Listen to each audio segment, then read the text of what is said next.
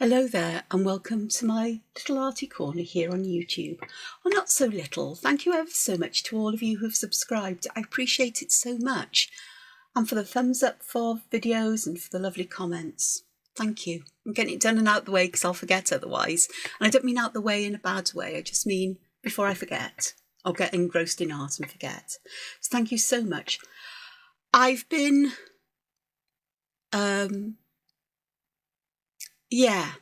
I've had an interesting week, shall we say, with a day out and the fallout from that.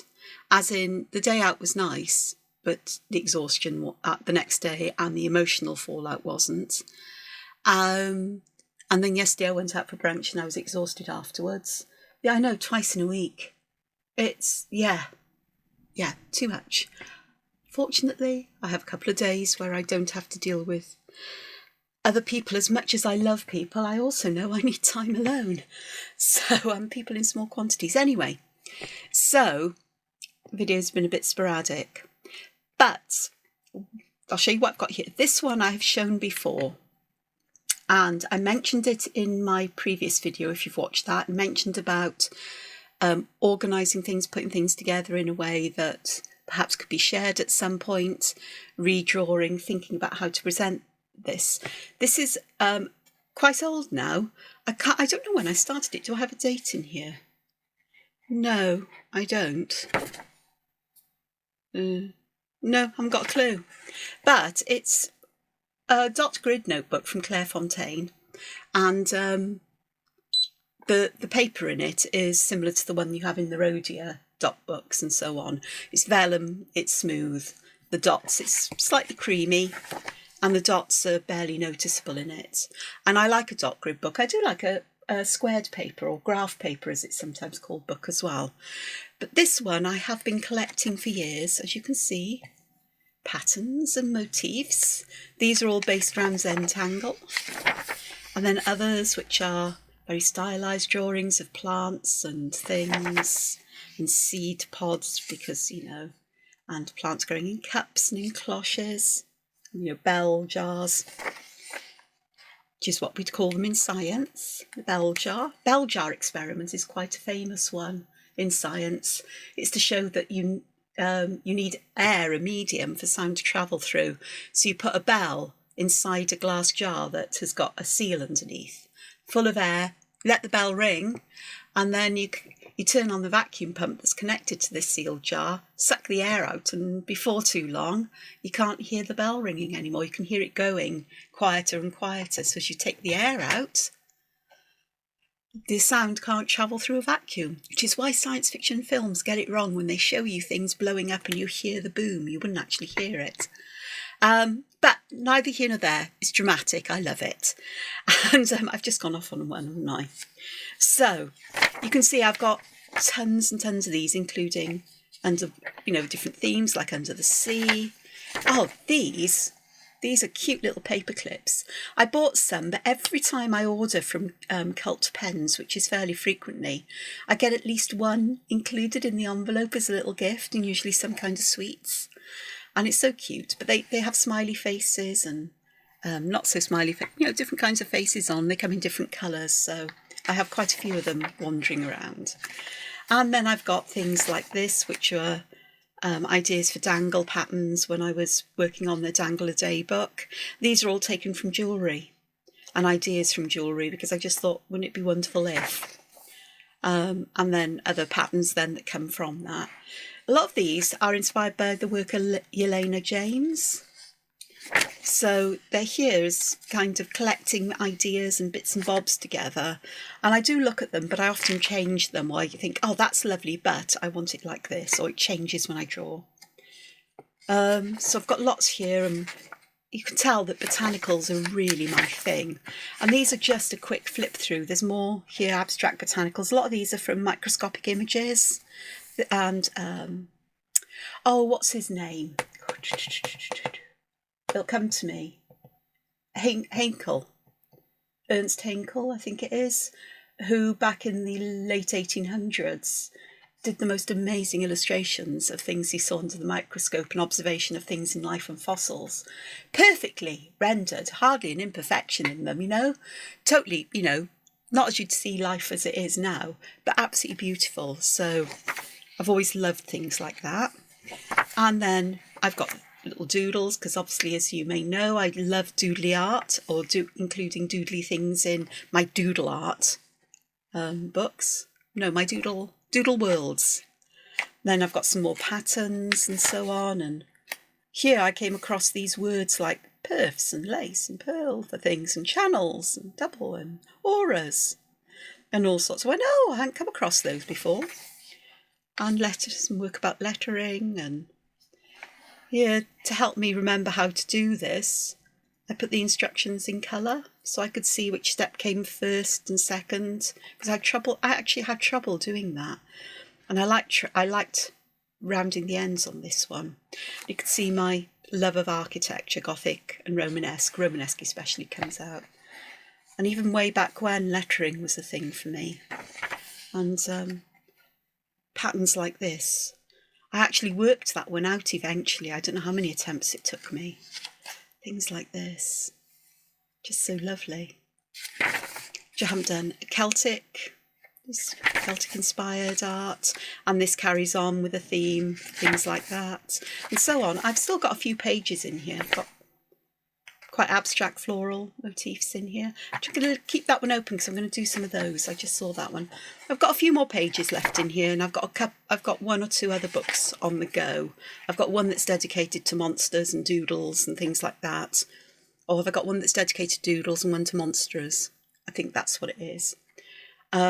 So we've got those. So I'm going to keep that one open.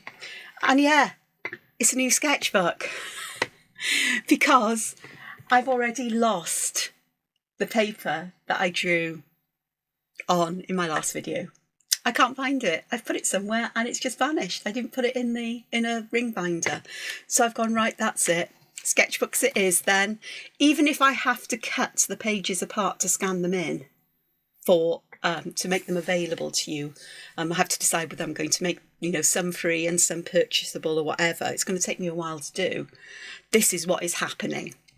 This one is from Royal Talens, and the paper in it is creamy, and it feels more like a thin card than sketchbook paper.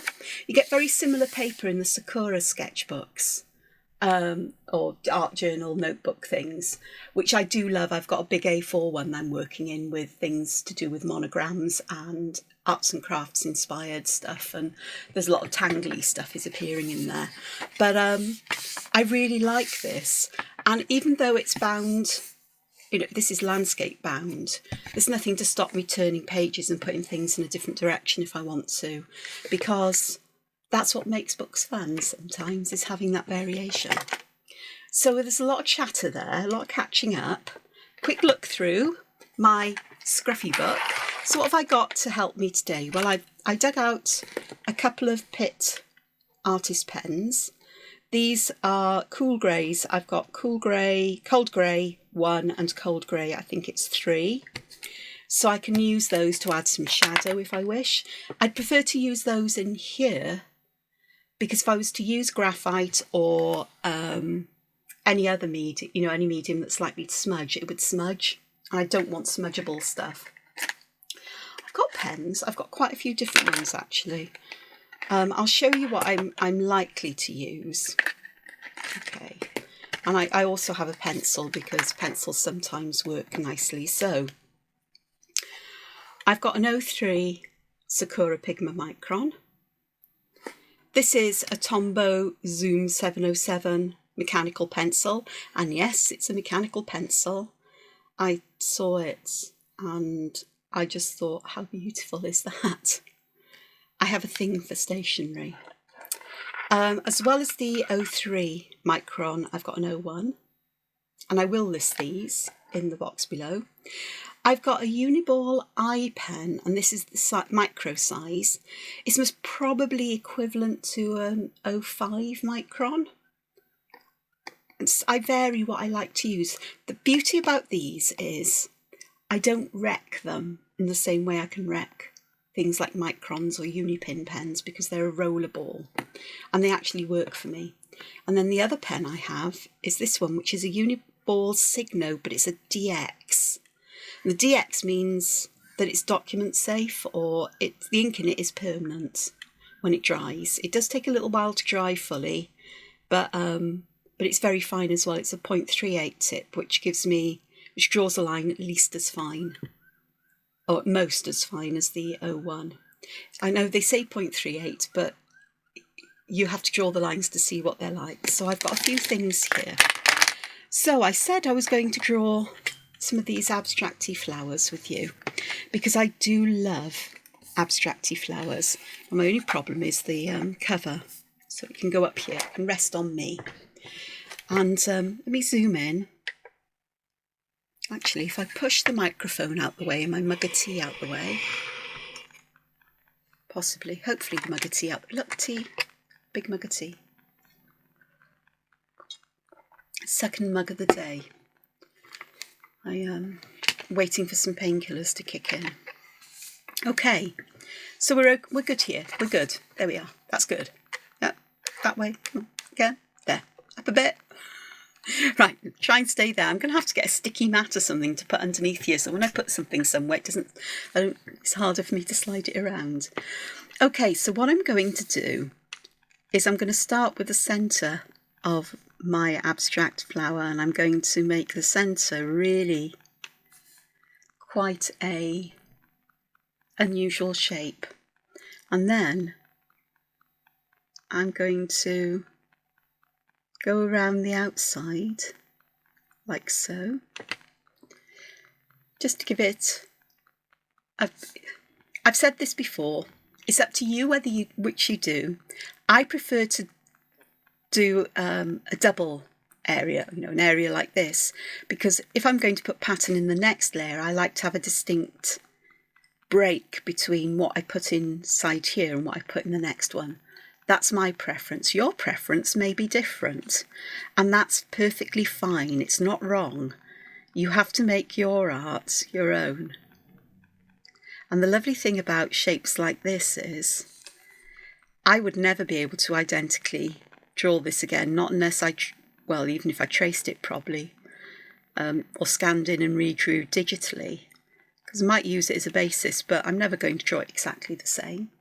So I've done the same here. So I've got another double border, but then I'm going to do another round,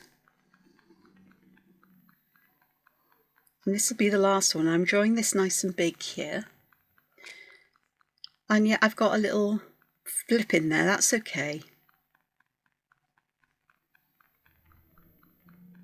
I miss joining them up, but what I'm going to do is to disguise that when I come to adding patterns and so on.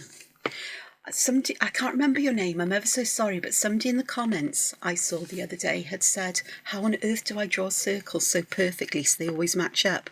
The answer is I don't always. But if they don't match up, or I make a mistake like here or here, I then disguise it in what I do next. Because, you can hide your crimes. Crimes is the wrong word, but it's a phrase I picked up from Adam Savage, who was on Mythbusters, an amazing maker, very passionate about what he does as well, and just does the most amazing thing. And he says, it doesn't matter what you do, you can always hide your crimes. It doesn't have to be perfect, because you can always cover over things that perhaps aren't perfect. And I think that's a perfect way of looking at it. You can also say happy little accidents, creative opportunities, and you just work with it and don't stress about it. So I'm going to do this ring first. And I can see that by happy accident, because this was not designed because I'm too busy talking, that this will join up with this. So that's exactly what I'm going to do. So this ring is going to be filled with sections that look like this. And I'm going to deliberately vary how big the larger sections are, So I then don't have to worry about making them almost exactly the same. I mean, after all, the shape of this bloom is a bit random. Well, that's spread out there. It's fine. I'm not going to stress about that one, because I'll have it happen to others as I go around. What I am doing is paying attention to which way these lines are going to bend. So on this side, they bend upwards here. So on this side, they'll need to bend upwards. In the same kind of way. This one isn't quite straight, but what I'm going to do is I'm going to add some weight at the ends eventually. And perhaps not with this pen because it is a bit thick and it's very consistent in its thickness. So I'm just going to add some this way. So I'm not worried. I didn't expect to make such a big black blob there, so that means I now need to go and repeat that everywhere else. And pretend like it was deliberate. It was not deliberate, I can tell you. I did not do that deliberately. I did not. Okay, this one here, I am going to add groups of pollen, perhaps, or little seeds. I'm just going to bunch them together. I'm not going to worry too much about the shape of them or how they grow or if they've got the same number of bits in or whatever. I'm just going to allow them to be what they need to be. This one looks a bit awkward here, so I think I might put a little one there, perhaps a couple of small ones there. And 2 always looks, this looks like I'm dividing this in half, so what I'm going to do is I'm going to put a collection over here. But I'm going to create a slightly different shape because I'm going to have it getting wider in the middle, just to vary things. And then perhaps on this side I can put some that have escaped and perhaps have stuck to the edge in little groups as well.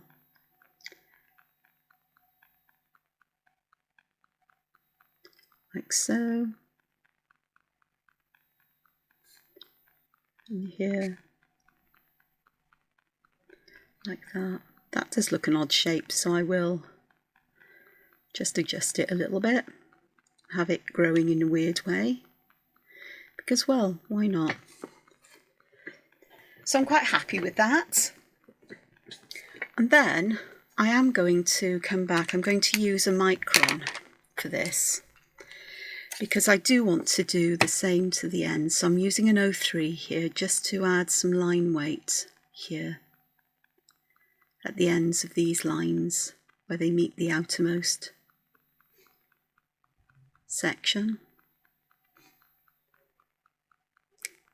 Now this is just a starting point for me, and I think the more you try to work with objects or motifs or patterns and you try variations out, or you think, oh, well, instead of doing this, instead of adding a square here, I'll try it as a triangle. I wonder if that'll work in a circle grid. Or what happens if, instead of having a leaf shape there, I've got something that's a slightly different shape. And before you know it, you'll find variations that please you, and actually you'll gain the confidence to create these variations yourself. Now I am using this finer pen because I just think I need something here to join these together, as it were. So I'm just putting a series of fine lines in. I'm not counting them, honest.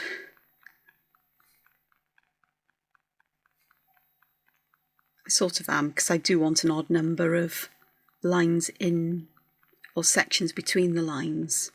And the way to get an odd number of sections between lines is to draw an even number of lines. So I've drawn 1, 2, 3, 4, 5 lines there, but there's 4 sections in between, so we'll have a 5th line, and there we go. And that then just feels like those belong. In the centre, just peering over my glasses. In the centre, what I'm going to do, and I'm using my micron because it's in my hand. And yes, you can mix and match pens.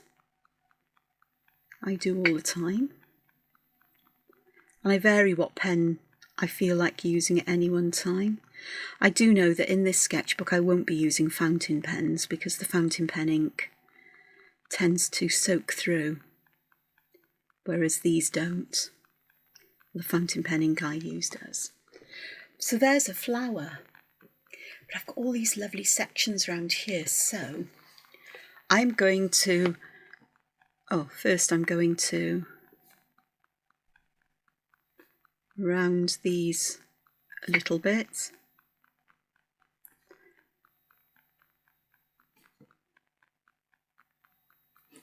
Just so they match with the other ends. So what we do at one end, we do at the other.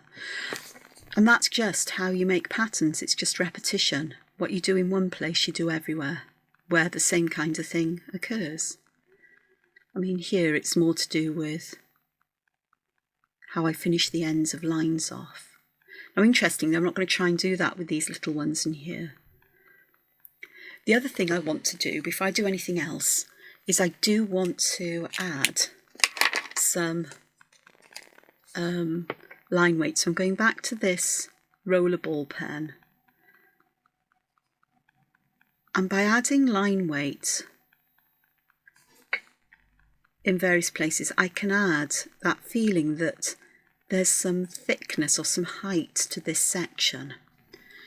And so my usual way, I do this with everything. I don't try and work out what would happen if I put the light in a different place. I always imagine the light's coming from this direction. So everything to the left and bottom will be in shadow. And everything to the top and right will be lit. So, but it's a bit more complex than that. So if this ring is pointing upwards, this raised bit here will have shadow on this side, light on this side, but on this side that position will be reversed. So the light will hit the outer edge here, keeping it light, but the inner edge will be in shadow. So I do the opposite on the inside of these. Now if I wanted this to appear as if it was sunken, then I'd treat it in the opposite way. So I haven't got any scrap paper to show you. I'll do another one where I show you. How about that? But I would have these reversed. So this thick line would be on the outside and the original line as it is on the inside. And here, that would be on the inside and on the outside. And it would make it appear differently. You need a bit of help with shading to get that feeling, how you shade it, but it works.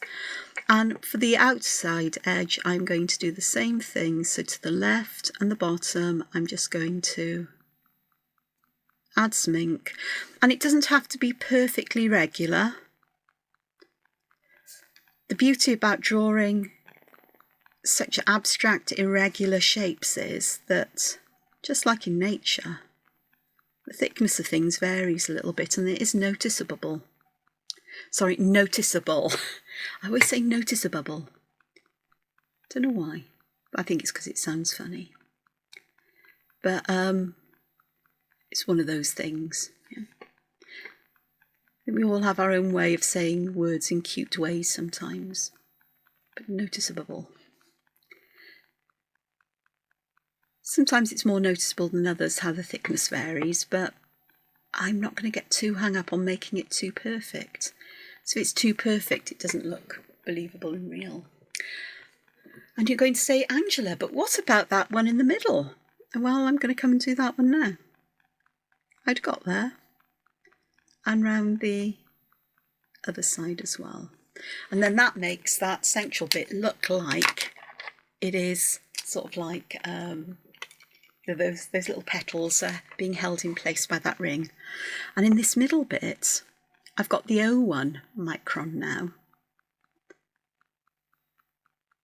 I'm just going to pop in some broken vertical lines. I could just colour this all in black, but I don't want to. And then I'm going to go horizontally across, breaking the line fairly randomly. You don't have to break the line, but I quite like it because I like that rough kind of texture you get. So it's a bit like old burlap or sackcloth, is it? Or cheesecloth, something like that. I tell you what I am going to do as well, is these bits do look a bit odd, sort of like hanging in space. So I am going to just join them to the base in some way. And that makes a bit more sense. And this one can grow up to the centre. Like little stalagmites and stalactites made of little balls. Okay, what I thought could be fun. Oh, hang on. I know what I want to do. These sections, I'm going to add ink at the bottom of each of these so it looks like we've got almost like beams of some kind. I'm trying to think of the word, but I can't.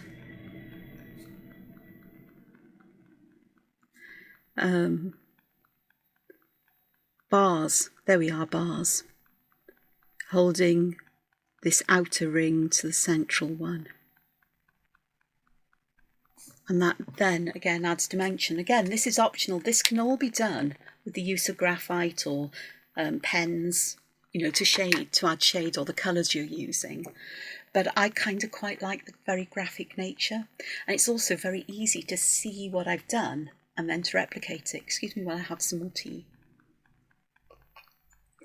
Okay, now I could leave this as it is and I'd be quite happy with that to a degree. I mean, you know, I desperately want to add colour or other things to this, but it ain't going to happen. I'm just adding some line weight to the bottom of these as well. Just tidying up some lines here and there, places where I've missed. So that extra bit of ink just, again, there adds that dimension. And I can do the same with these, where I can go around the outside and bottom of them, just to help with that feeling of volume. Dimension is often used in the crafting community, and in art we tend to refer to things as volume. I tend to interchange the two a lot because, well, either works really. And I've also dabbled in crafts, as you will know if you've seen lots of my videos. Every now and again I do something. I haven't forgotten about the accordion journal, by the way. But my brain is a bit grasshoppery at the best of times, and I like and it likes variety of things to do. So I can go from focusing on one particular thing to do and then go off to do something else. The work I've been doing with monograms in the big A4 sketchbook, the Sakura sketchbook, and some arts and crafts inspired explorations has been something I haven't done for a while. I think it was back in November was the last time I did anything in that book, and before I hurt my rib muscles and so on. And but I woke up, I think it was yesterday morning. Was it yesterday or the day before? I'm not entirely sure, but I woke up one morning recently and thought, oh, with that on my mind, I'd forgotten about it. Luckily I could find it. Actually, I knew exactly where it was. And I went back to work on those things. So even though I seem to go away from something, I'll often go back to things at a later date. And it seems I'm not the only one. Okay, these sections, you can leave them as they are. And I think that looks just fine, just as it is. See, I can't leave things alone. But also we could fill some in with patterns. Now, this isn't going to be a finished, you know, drawing to be hung on a wall, though it possibly could end up that way. Because because I don't quite know how these pages are going to work out. I will, I'm likely to write notes in places about suggestions what to do and things to think about, because this is how I am. I'll create it a bit like a visual journal or an illustrated journal or an illustrated pattern and motif book, something like that. I'll come up with a decent name for it eventually. But I'm just going to put some ideas here, or just a couple, just to say, Angela, you could do this. It's that kind of idea. I could leave them blank, or I could add pattern to all of them, or to just a selected few. But I tell you what, I'm going to turn this round, hopefully. I want to get to these skinny ones here, these thin ones, because I think these, sorry, I'm going right the way round now. I'm going back to where I started, essentially, and not quite. These here would be perfect, I think, for betweed. And I'm trying to work out which way I want to draw the betweed. I think I want to start at the bottom and go up to the middle, which means I'm going this way again. It's okay, we'll be all right. So I'll do this on the larger one. With betweed, you start at the corner on one side. I always start on the left. And I find if you set yourself a rule like that, I always start betweed on the left. You'll do the same every single time. So I'm going to go here and I'm going to bend this towards the centre. Now I've got quite a big gap here. So what I do is I just fill that in with little lines.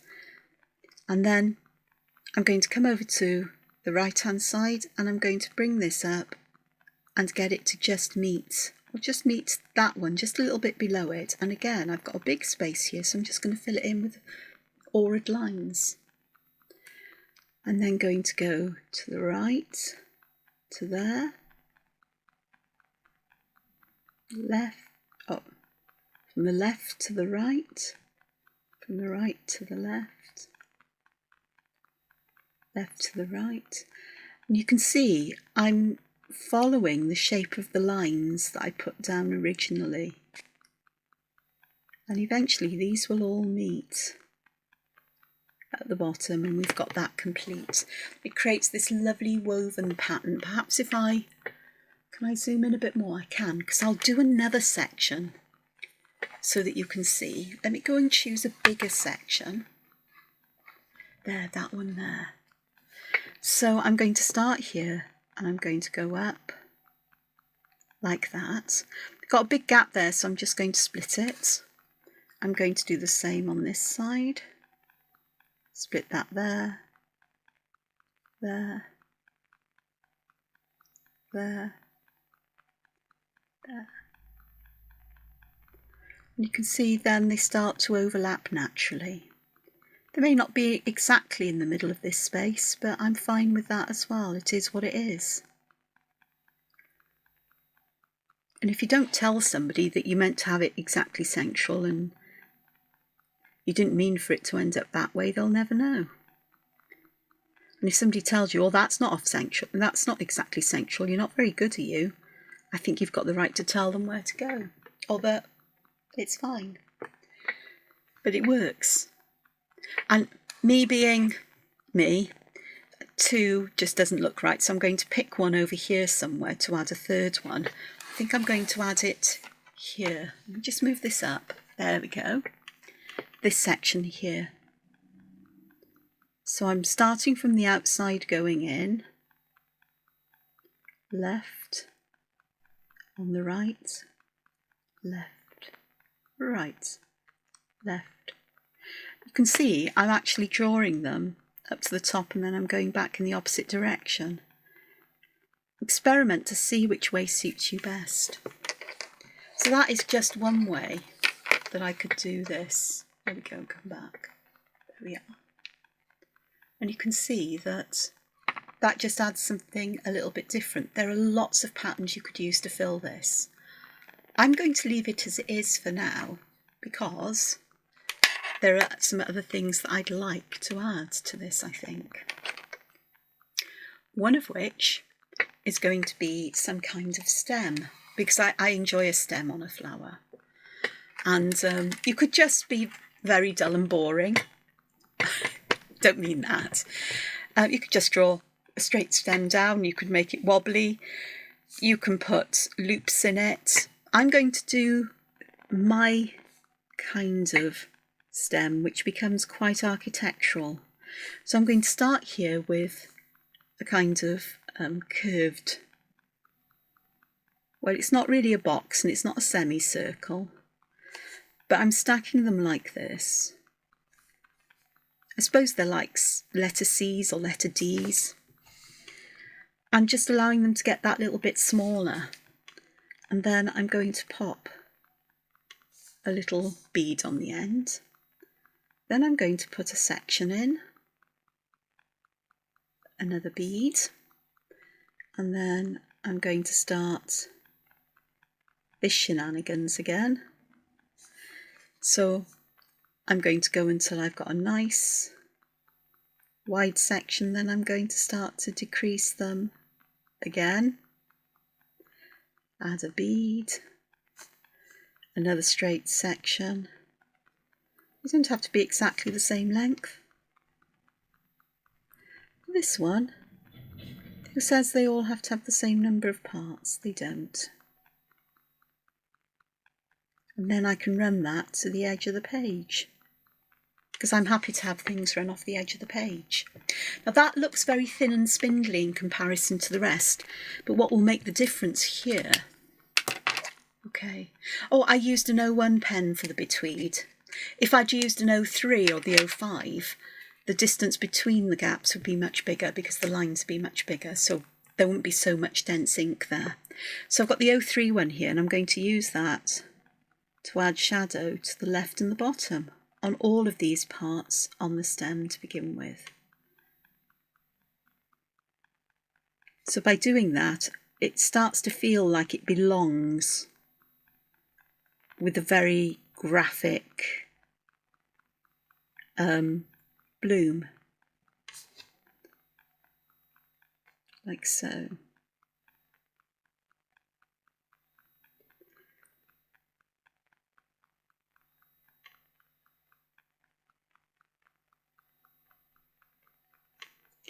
So I've got that. Now then, get my 01, because these little bits here, I'm just going to put some dots to the left and the bottom to suggest shadow.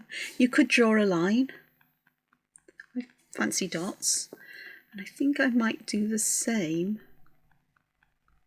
to these sections. I'll come back to the straight ones in a moment.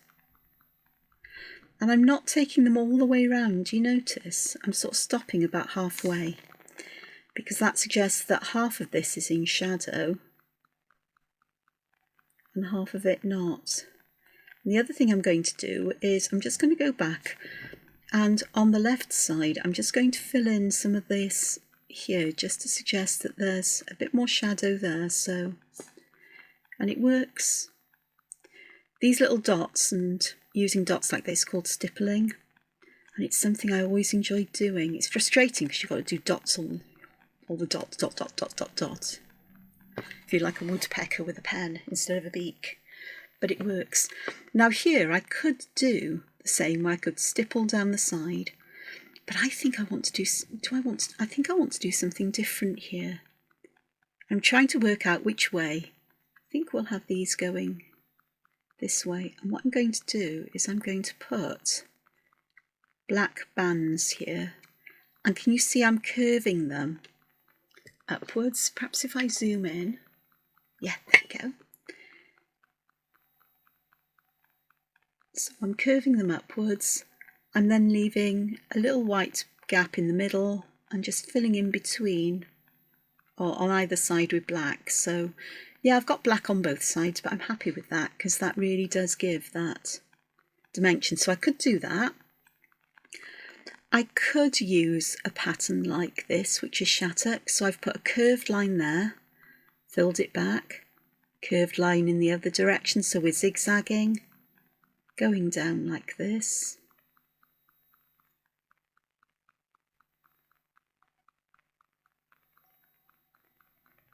So something like that would be nice, but you could fill this any pattern you fancy.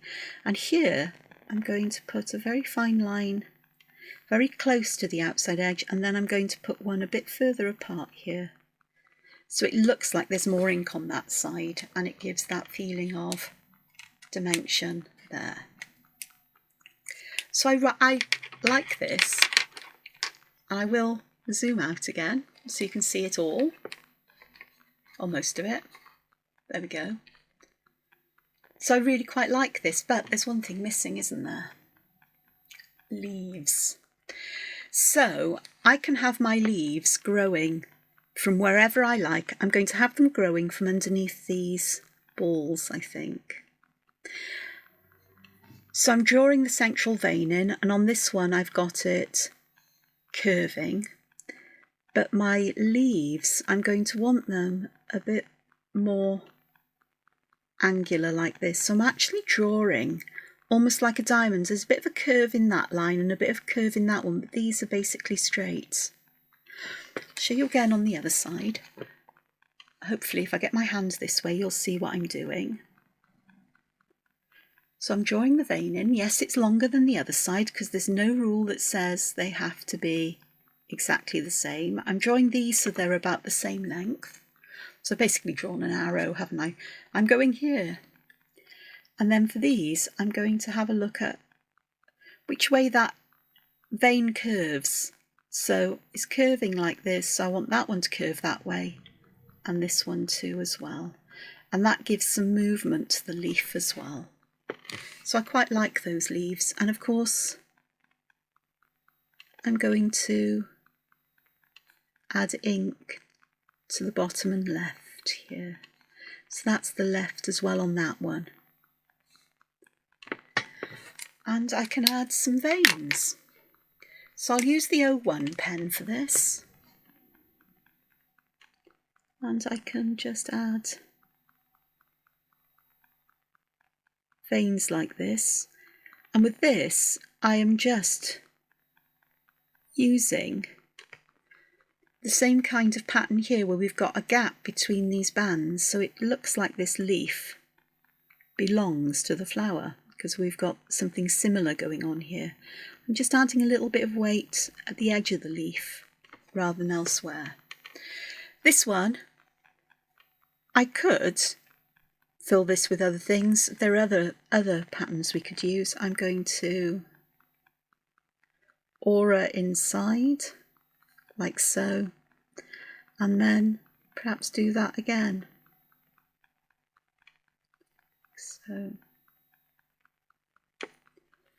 So there's other ways of doing that, and this one will be quite fun. I'm going to start by, I really do hate colouring in with such fine nibs. No 3 will be better. So I'm going to colour these ones in alternately. So I'm going back to this very graphic kind of idea. And then on the other side, I'm going to reverse the colouring. So whereas the first sort of triangle shape inside the middle, I have black on the top and the bottom, I'm going to leave it white, blank, and then I'm going to reverse them like so. And yet I'm aware that the thick line at the bottom has become part of this, but it is what it is now. Very op-arty, kind of, but something like that. Don't like that, prefer that. And with this I can also do the thickening of the lines to the bottom and the left. Like so. So that again ties it back to the middle. But I had to try that. This isn't perfect. This page isn't meant to be something that's perfect. This is meant to be where I can just try things out. So here, with this one, perhaps I can do something like, this is going to be poke leaf. I'll zoom in on this one. So I've drawn a triangle really, and then at the end I've created this little shape there. So it's kind of a backwards letter C and the little bits filled in. And then I can draw, well, I'm going to keep the shape of the leaf the same. like so. So I can keep things pretty much in line with each other, as it were. Just adding that ink to the left and the bottom. And I can do the same on the other side. I'm going to turn the paper a little bit so it's easier. So I'm going to draw an open triangle like that. A little shape like that. I'm going to fill those little bits in with the ink. And then I'm going to draw this side a little bit different. I'll do the classic centangle poke leaf shape, like so. So I've got an alternative there. And in some ways, even though this isn't something I wouldn't do this in a finished piece of art, this is really to spark ideas or suggestions, or to remind me to try different shapes out. Here I could do a leaf that looks like flux. And here is flux with a difference, where I've created a heart-shaped one. And naturally I've gone and used my finer pen here to draw this instead of the thicker one, so I'll come back and I'll add that line weight here as well. You can see it just helps. So this one on this side, I've put the thick line on the same place on the inside bit. On this one I'm going to do it the opposite way round. And you can see that that one now looks like it's got a hole in the middle, which I quite like. This one we can do. So here I'm drawing, I suppose it's like a letter L, isn't it? But the bottom of the L is beginning to point up. And then a little curve there, so I've got something that looks like an ivy leaf. I'll do that again on the other side so you can see what I did. Just add a little bit of line weight there. Thicken that line a little bit there and here. The sun's coming out, which is good because I do want to go out for a walk today. I think it would do me good. My back is sore today. I slept awkwardly, and whatever is the problem with the muscles, ligaments, tendons, whatever, it's just exacerbated that stiffness. It'll be fine. I take painkillers, they'll kick in eventually, and walking and moving is always good. So this side, draw the central line. Then I'm going to draw a straight line and come back on myself a little bit. So it's like a J or a strange R or a upside down L. Same that side. This one I've actually by happenstance managed to more or less get them level, but it doesn't matter. And then to join to the top here, I'm going to bend the lines out a little bit. So I've got that kind of shape going on. And then I can just go and add some line weight. Like so. So that'll be nice. So lots of possibilities here. And I haven't exhausted the possibility of the types of leaves you can have and other things you can do here. I need this. I'm trying to think, how do you do it like that? We could have that little furl of the leaf there. And with that, I tend to, this is me personally, I tend to draw this as if we've got some lines underneath the leaf. The back of the leaf is patterned differently to the front, and so it looks like it's curled up and over. And we can add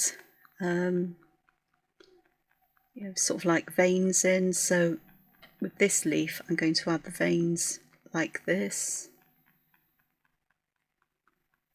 perhaps one's there, but they're sort of getting shorter as they go up the vein. That one I think I'll leave just as it is, although you could sort of draw the veins in from there and there, from the points. like so. And I could join those up, but I don't like that particularly. I don't particularly like that. I'd prefer to leave them as they were. Okay, so let me zoom out. And you can have a good look at this. You can see the sun's come out, the shadows. You can see what I've done. You can see the overall look of it. What's needed now is some shadow, and that's where these Faber-Castell Pit Artist pens come in. I'll zoom in so you can see what they are. So these have got a brush pen on them, brush nib. I've had them in my stash for years. They have India ink in them, so they are permanent once they dry, but they can be blended on paper that allows it. This paper won't. But I've got number 1 and I've got number 3. Number 1 should show up enough, but if not, I can swap over to number 3. And my principles here for adding shadow, it's not going to show up. Very pale. Okay. Are the same as where I've added shadow. So where I've got these lines, I'm just going to add a line of grey. By where I've got the lines, I mean the thicker lines where I've added shadow. Naturally, that one's a bit awkward here because we've got some shadow. Here I've got a lot of shadow there.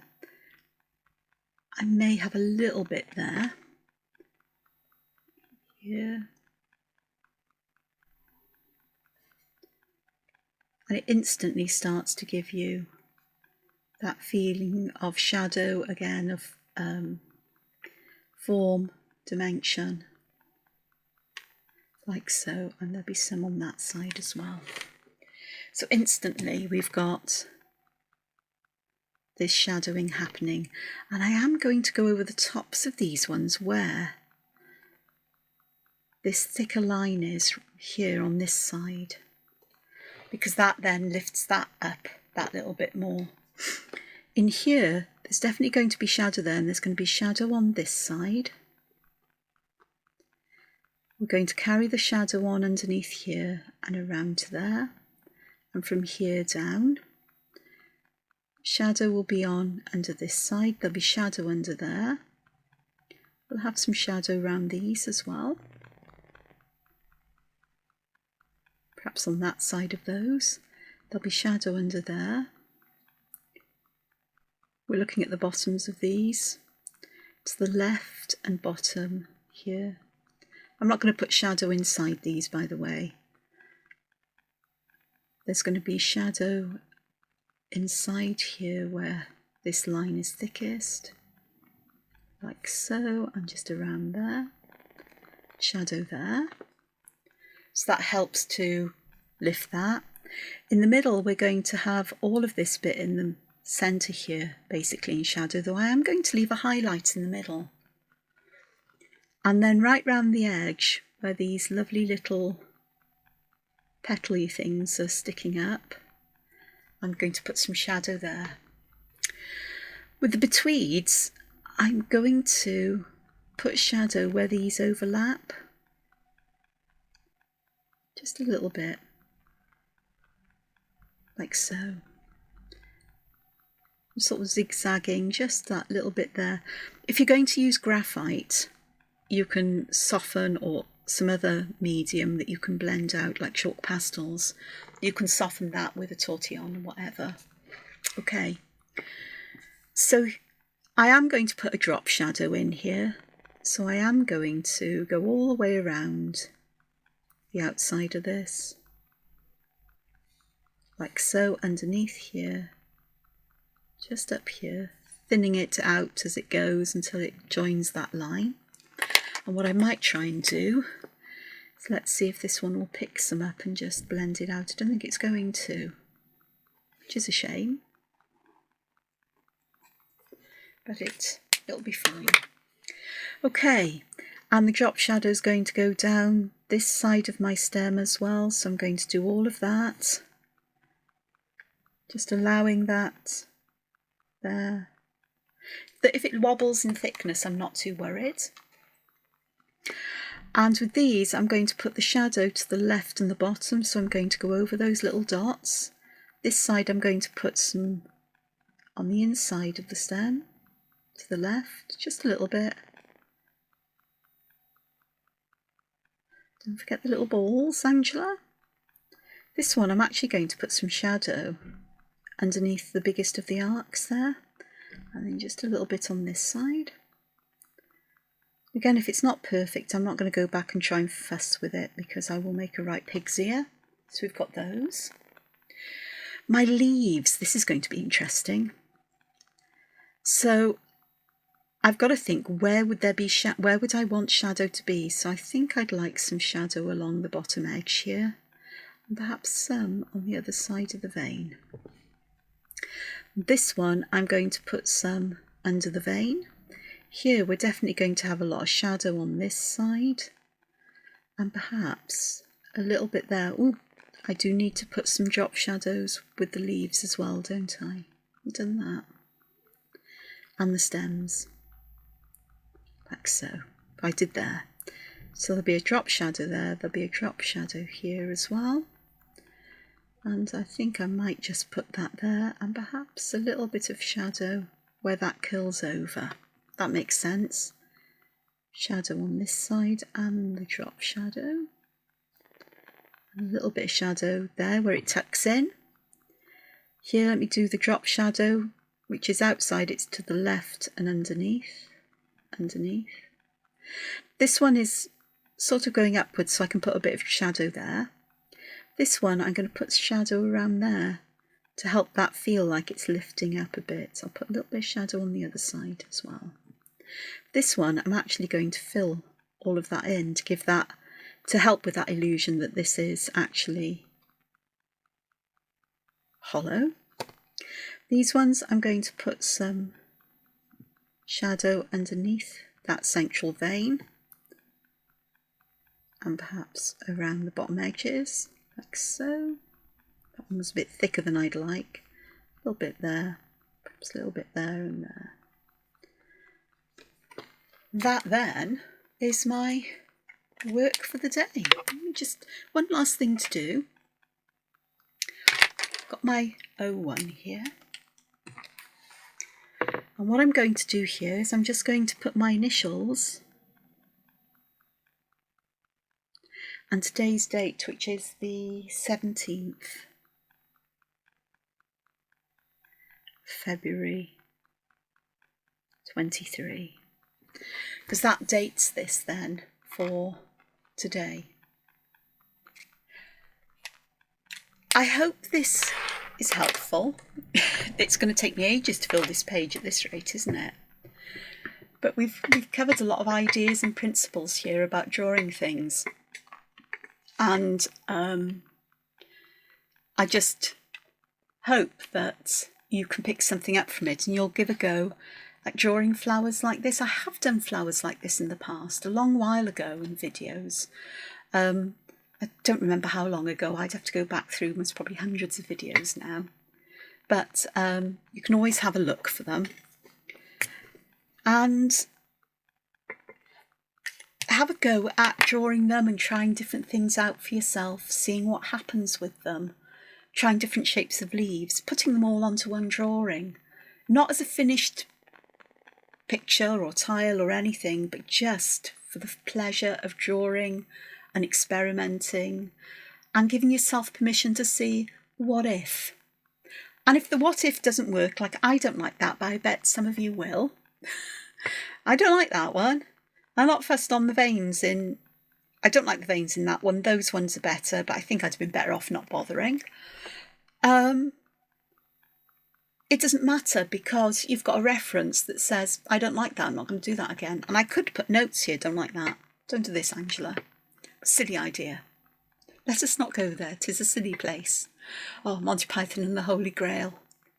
Camelot, let us not go there, 'tis a silly place. Yes, it's worrying. And see how you can vary, how you fill these sections in, what you can come up with. I just think it's a lot of fun. Senna. You'd need a fine pen or bigger sections to do Senna. I was drawing just going to one side. I have found that senna can work out fantastically. If you know with senna, the Zentangle pattern senna, you start with an S in the middle, and they often show it as quite a small one. I draw a much longer, bigger one, and the convolutions and the ways that it goes can be really quite fun because you've got that bigger space to play with, that bigger area, the bigger line and bigger area that it's in. And I had a lot of fun. I haven't got my book up, my sketchbooks downstairs, doing this yesterday. And I just thought, oh, why didn't I? Because I've always thought senna was a bit, yeah, but I think I found out how I can make it work for me. Big areas. So I hope this has given you something to think about. I hope you'll give it a try. And if you do share what you do on social media, tag me in it.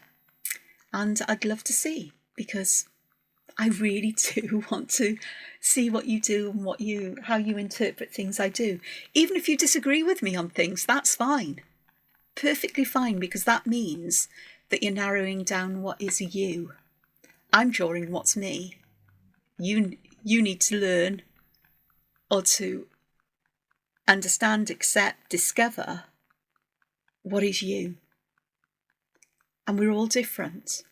Every single person on this planet is different. We may have similarities, but it's important we find out who we are, how we like to express ourselves, what makes our creative, arty heart smile and sing. And it doesn't matter what other people think. And that's something that's really difficult to learn when you're doing art. And when we live in a world full of influencers and people like me on YouTube who are showing you what they do, and you think, I've got to do work like them. No, you don't. Be you. I'm just so grateful that so many of you think I'm doing a good job, which is not just showing my art, but hopefully giving you inspiration and suggestions and how to do things step by step, but the encouragement and permission to say, we don't like it, change it, try it, vary it, have a go. What's the worst thing that's going to happen? You use a bit of paper, a bit of ink and a bit of your time, and hopefully you enjoy the process and learn something about you and your artistic voice in the process. In my book, that's not a waste of time or a waste of energy or ink or paper. Learning about yourself and what is you and what isn't you is one of the most valuable lessons. And in many ways, we learn more about ourselves when we work out who we are not than when we are who we think we are. I hope that makes sense. And I wonder how many of you got through to the end. Interesting. So take care now, and I'll see you again soon. Bye-bye for now. Bye. Hoyle. Oh, be creative. Ta-da.